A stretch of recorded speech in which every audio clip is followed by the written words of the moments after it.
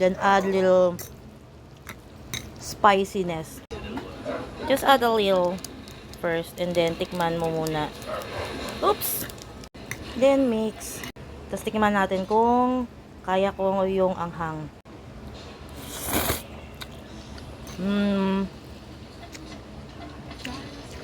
Konti pa. Okay na siguro tong isang packet lang. Wag na yung ano. Wag na yung isa pa. Ayun no. Hindi ko na yan binuksan. Kasi dalawa naman yung niluto natin na may goreng. Yan. Okay na to. Tolerable na yung anghang.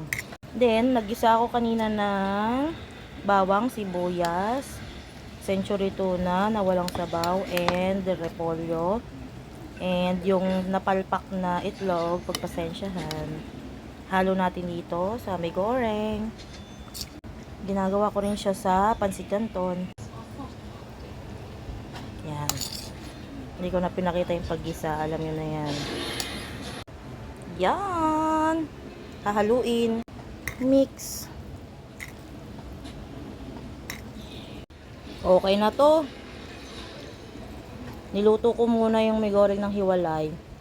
Ay, ginisa ko muna yung bawang, sibuyas, century tuna, repolyo ng hiwalay. And then, pinakuluan ng may goreng, tinimplahan ng naayon sa panlasa para matansya kung gaano kaanghang ang kaya. Sakto lang. Kain.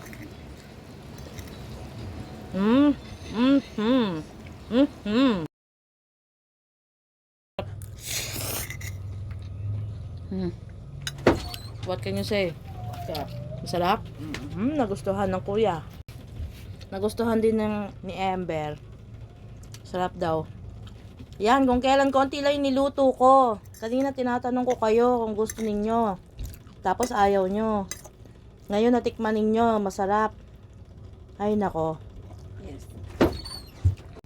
Mama, di ka ulit magluto ng ganyan. Kasang sarap eh.